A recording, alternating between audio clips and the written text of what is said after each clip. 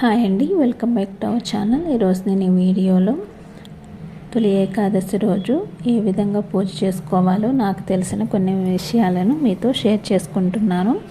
ఈ నెల 6వ తేదీ అనగా ఆదివారం రోజు తొలి ఏకాదశి అయిందండి. ఆషాఢ శుద్ధ శుక్లపక్షంలో వచ్చే ఏకాదశిని తొలి ఏకాదశి అంటారు. ఈరోజు విష్ణుమూర్తికి చాలా ఇష్టమైన రోజు. ఈరోజు చేసే పూజ ఏదైనా కూడా చాలా ఎక్కువ ఫలితాన్ని ఇస్తుంది.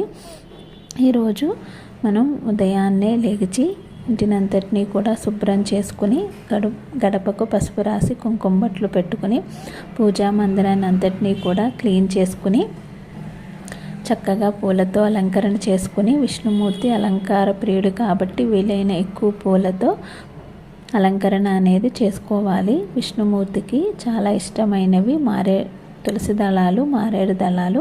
తులసి దళాలు అయితే చాలా మంచివి. మీకు దొరికితే తులసి మాలని కానీ తులసి దళాన్ని కానీ పూజలో కంపల్సరీ ఉపయోగించండి. ఆ రోజు చక్కగా పూజా మందిరాన్ని అంతటినీ కూడా అలంకరణ చేసుకుని పసుపు, గంధం, కుంకుమ బొట్లతో పటాలను అలంకరణ చేసుకుని మనకి వచ్చిన స్తోత్రాలను పారాయణ చేసుకుని విష్ణు సహస్రనామం కానీ శ్రీరామ రామ రామేతి రమే రామే మనోరమే సహస్రనామ తత్తులను రామనామ వరాననే అనే మంత్రాన్ని కానీ మనకి ఏ దేవుడి వస్తే ఆ దేవుడి అవన్నీ కూడా చక్కగా పారాయణ అనేది చేసుకొని పఠించి దేవుడికి ఆ రోజు పూజ చేసుకుంటే చాలా మంచిది. ఆ రోజు పూజలో మనం పేలాల పిండిని నైవేద్యంగా సమర్పిస్తే మంచిది. చలిమిడి, పానకం, క్షీరాన్నం అలా ఏదైనా కూడా నైవేద్యంగా మనకి ఏవి అందుబాటులో ఉంటే పళ్ళు కానీ కొబ్బరికాయ ఇవన్నీ కూడా మనం నైవేద్యంగా సమర్పించవచ్చు. ఎవరికి ఏది వీలైతే అదిని నైవేద్యంగా సమర్పించవచ్చు. ఆ రోజు మరో ముఖ్యమైనది ఏంటంటే ఉపవాసం అన్నమాట. ఉపవాసం చేయదలిచిన వారు ముందు రోజు అనగా దశమి రోజు సాయంత్రం ఏకభుక్తం అంటే ఒక పూట మాత్రమే భోజనం చేసి సాయంత్రం ఏదన్నా పలహారం తీసుకోవాలి.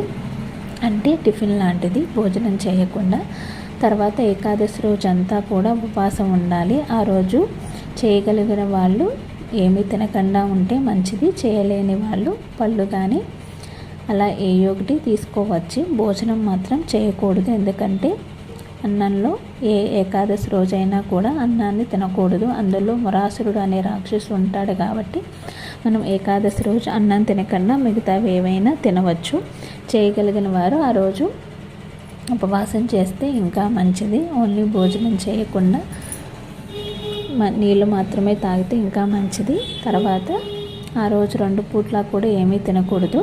ద్వాదశి రోజు మాత్రం ఆ రోజు కూడా చక్కగా స్వామివారికి పూజ అనేది చేసుకుని తర్వాత మనం భోజనాన్ని చేయవచ్చు. ఆ రోజు కూడా ఎవరికన్నా భోజనం పెట్టి మనం భోజనం చేస్తే సరిపోతుంది. ఒకవేళ అలా కుదరని వాళ్ళు గుళ్ళో బ్రాహ్మణులకు మనం ఒకరోజు భోజనానికి ఏమేమి అవసరమో అవన్నీ కూడా ఇచ్చి గుడికి వెళ్ళి బ్రాహ్మణుల ఆశీర్వాదం తీసుకుని మనం భోజనం చేస్తే ఇంకా మంచిది. ఈ విధంగా ఆ రోజు తప్పనిసరిగా మనం దగ్గరలో ఉన్న గుడికి కూడా వెళ్ళి దండం పెట్టుకుని వస్తే కూడా చాలా మంచిది. వీలైన వాళ్ళు తప్పకుండా గుడికి కూడా వెళ్ళండి. అదేవిధంగా వెంకటేశ్వర స్వామికి ఆ రోజు పిండి దీపాలు సమర్పిస్తే కూడా చాలా మంచిది. మనం పిండి దీపాలను ఏ విధంగా పెట్టాలో కొంతమందికి తెలుసు, కొంతమందికి తెలియదు కాబట్టి నేను చెప్తున్నాను. బియ్యం పిండిలో కొంచెం ఆవు పాలు కలిపి కొంచెం బెల్లం కూడా వేసి ఆ పిండిని ఒక ప్రమిదలాగా తయారు చేసి అందులో ఆవు నెయ్యి వేసి 3 వత్తులు వేసి వెంకటేశ్వర స్వామికి మనం దీపారాజన అనేది చేయాలి. దీన్ని మనం గుళ్ళో కూడా వెలిగించవచ్చు. ఈ విధంగా మనం ఆ రోజు పిండి దీపాలు వెలిగిస్తే కూడా వీలైనంతే చాలా మంచిది. ఈ విధంగా తొలి ఏకాదశి అనేది చేసుకుంటే చాలా మంచిది. ఈ వీడియో కనుక నచ్చితే లైక్ చేయండి, షేర్ చేయండి, సబ్స్క్రైబ్ కూడా చేసుకోండి.